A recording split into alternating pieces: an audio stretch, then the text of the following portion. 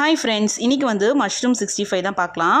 இந்த மாதிரி ரெண்டாக கட் பண்ணி நல்லா வாஷ் பண்ணி எடுத்துங்க. அப்புறம் ஒரு பவுலில் வந்து கடலை மாவு வந்து ஒரு ஒன்றரை கப் எடுத்துங்க. அதுக்கப்புறம் அது கூட வந்து காஷ்மீரி சில்லி, நார்மல் வீட்டில் யூஸ் பண்ணுற மிளகாத்தூள், அப்புறம் இஞ்சி பூண்டு பேஸ்ட்டு, இது வந்து சோள மாவு, கார்ன்ஃப்ளவர் மாவு, அதுக்கப்புறம் ஒரு ஆஃப் லெமனை வந்து நான் பிழிஞ்சு விட்ருக்கேன். உங்கள்கிட்ட வந்து அரிசி மாவு இருந்தால் கூட நீங்கள் ஆட் பண்ணிக்கலாம். அதுக்கப்புறம் தேவையான அளவுக்கு உப்பு, இது எல்லாத்தையும் போட்டுட்டு நல்லா வந்து கை வச்சு இந்த மாதிரி நல்லா மிக்ஸ் பண்ணிக்கலாம். கொஞ்சம் கொஞ்சமாக தண்ணி ஆட் பண்ணி இந்த கன்சிஸ்டன்சிக்கு வர வரைக்கும் நல்லா மிக்ஸ் பண்ணி எடுத்துக்கணும். அதுக்கப்புறம் மஷ்ரூம்லாம் ஆட் பண்ணிட்டேன். லாஸ்ட்டாக வந்து கருவேப்பிலையும் அதிலே சேர்த்துட்டு 1 hour இல்லைனா 2 hours கூட நல்லா மேரினேட் பண்ணிவிடுங்க. அதுக்கப்புறமா ஒரு சின்ன ஒரு கடாயில் வந்து எண்ணெய் ஊற்றிருக்கேன். அதுக்கப்புறம் நம்ம மஷ்ரூம் வந்து போட்டு நம்ம ஃப்ரை பண்ணி எடுத்துக்கலாம். இப்படி பிடிக்கிறவங்க இப்படி சாப்பிட்லாம். எனக்கு வந்து கொஞ்சம் பஜ்ஜி மாதிரி வேணுன்றதுனால மாவு வந்து ஆட் பண்ணி நான் பஜ்ஜி மாதிரி சாப்பிட்டேன். இன்றைக்கி எங்கள் வீட்டில் வந்து தக்காளி சாதம் தான். சூப்பராக இருந்தது. நீங்களும் ட்ரை பண்ணி பாருங்கள் ஃப்ரெண்ட்ஸ்.